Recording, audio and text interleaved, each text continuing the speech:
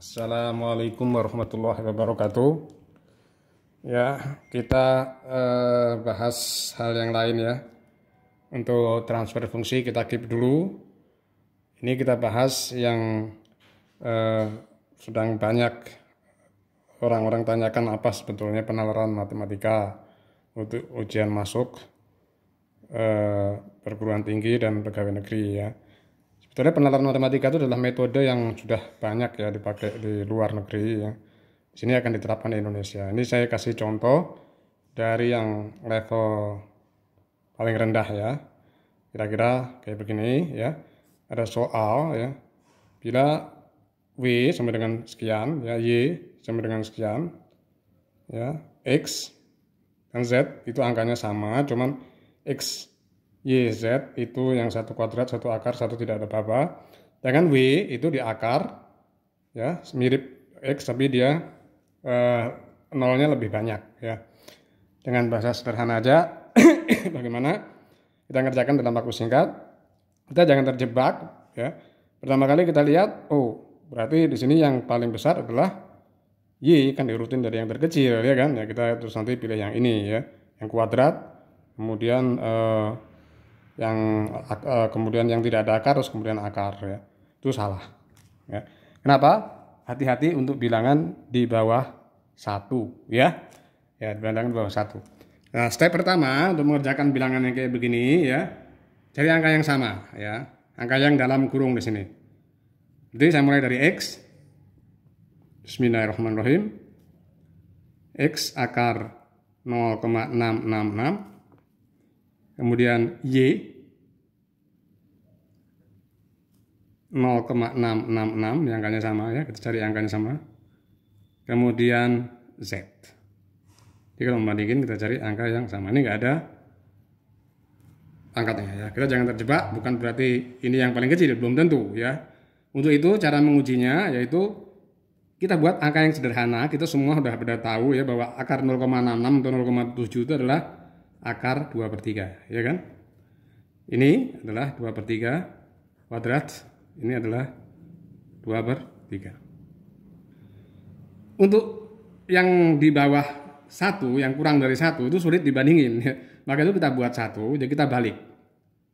Berarti dia akar 1/3/2.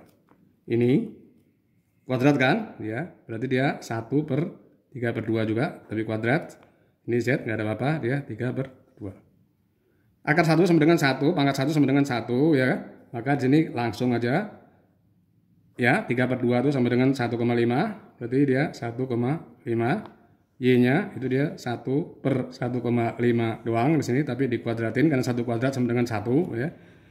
Ini 0,66 ya, itu 2/3, ini 1/3/2 ya, 1/3/2 ya. Jadi dia 1/1,5. Jadi ini saya buat dia kayak begini ya. Nah, ini sama dengan Z ya, ini Z sama dengan ini ya. Nah, untuk ini kita udah tahu bahwa denominator, bahwa penyebut yang paling besar itu akan menyebabkan yang paling kecil dong ya. Berarti kalau kita urutkan dari yang paling kecil ya, itu berarti yang ininya, yang penyebutnya paling besar ya. Berarti apa yang penyebut paling besar? Y ya, kemudian apa? Z, kemudian X ya. Pakai tanda, nggak usah pakai tanda juga nggak apa-apa sih sebetulnya ya. Ini hanya untuk memperjelas. Nah, sekarang W ya, W itu letaknya di mana? Di sini atau di sini? Justru paling kecil atau paling besar ya. Nah, untuk W itu juga sama ya. Kita harus hati-hati biarpun ini mudah ya. Kita buat bahwa W itu sama dengan 0,0666 ya. Itu W itu berarti kalau di sini 0,66 2/3, berarti dia sama dengan 2/30 dong ya kan. Nah, kemudian kita buat dia yang penyebutnya itu lebih daripada 1, supaya dia lebih daripada 1, maka dia kita buat seperti tadi akar tapi 1/30/2. Jadi 1/30/2 sama dengan 2/30 dong ya kan. Nah, berarti dia W itu sama dengan di sini akar 1/15. Ternyata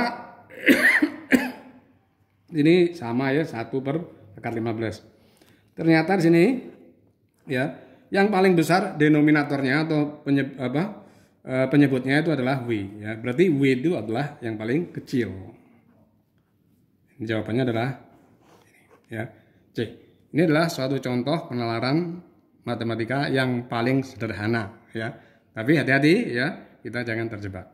Nah, kemudian secara ekstrim ya untuk tingkat untuk masuk perguruan tinggi, kira-kira penalaran matematika itu soal saya terjemahkan ya kira-kira kayak begini.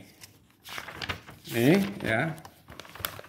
Nah, ini untuk level 5 ya, mungkin nilainya akan lebih. Nah, ini disilahkan dibantu dikerjakan ya. Pak Bayan punya 3 patok sawah berbentuk persegi, patok A, B, dan C. Jadi mulai level 2-3 itu sudah mulai soal cerita. Bila panjang si patok C adalah 55 meter sisinya karena dia persegi, dan jumlah luas sawah Pak Bayan, jadi sawah patok A, B, dan C itu jumlahnya semua itu luasnya adalah sekian. Maka berapakah panjang sisi sawah patok A dan B? Untuk level 5 ke atas, mulai 5, itu biasanya dia pakai komputer, itu tidak pakai pilihan. Ya, itu tidak pakai pilihan. Nah, silahkan mencoba ya. Insya Allah jawaban akan saya lampirkan di video selanjutnya. Oke, terima kasih. Semoga bermanfaat. Wassalamualaikum warahmatullahi wabarakatuh.